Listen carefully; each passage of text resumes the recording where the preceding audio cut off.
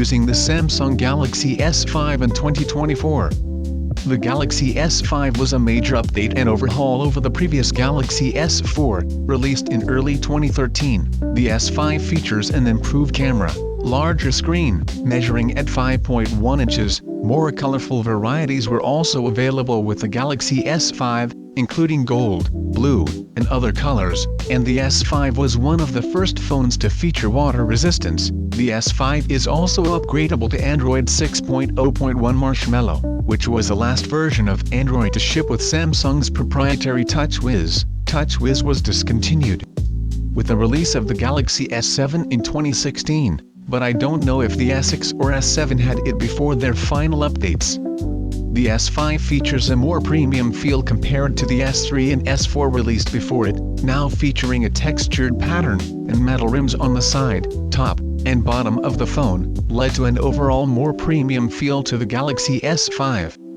The S5 features a 16-megapixel rear camera, the best I have ever seen or had on a smartphone. The resolution is insane, especially for standards from 10 years ago. The fact that this phone is also water resistant is somewhat a relief, but I never use my phones near water, so it's not a necessity for me either, and this one's charging cover has somehow managed to break off, meaning the charger port cannot be covered up, so this S5 has lost some of its water resistance.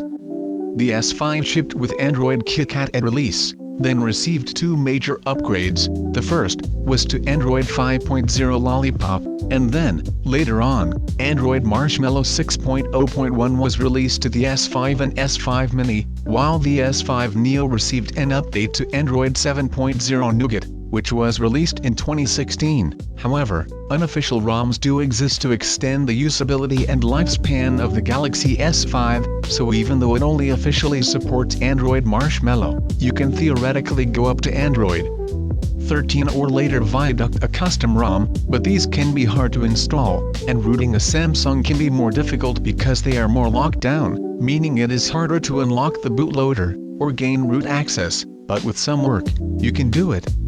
The S5 is the most impressive Galaxy S series phone I have ever seen, and considering the S6 released a year later, in 2015, lost a water resistance and expandable storage, which to many was a letdown, especially for a high-end phone of that time. The second -5 was massively popular, outselling the S4, and there are plenty of Galaxy S5 floating around for sale online. I managed to score this one for $50, so that's not bad at all, and it's in great condition, though I did notice the back cover has a weird sticky texture to it, but maybe some methylated spirits might help with that, but I also got a case for this phone, so that probably won't be necessary. The Galaxy S5 also features an improved speaker, with better bass and treble. I find it amazingly good for blasting dubstep and drum and bass music. Overall, the S5 is significantly better and more premium than the S4. However, in today's modern society, I am not so sure the S5 holds up so well. Sure, the camera was impressive for 2014, so was the water resistance and improved resolution, but now, we have bigger and better phones that can do more. But if you're on a tight budget, I seriously think an S5 would be worth buying, if you're prepared to accept the fact that some apps will not work on Android Marshmallow. Marshmallow does have better support than older releases, but as it too is becoming more obsolete, more and more apps will drop support. But if you're only going to do stuff like play MP3s, watch some videos, and play old games like Angry Birds, a Galaxy S5 would be the life companion you always asked for.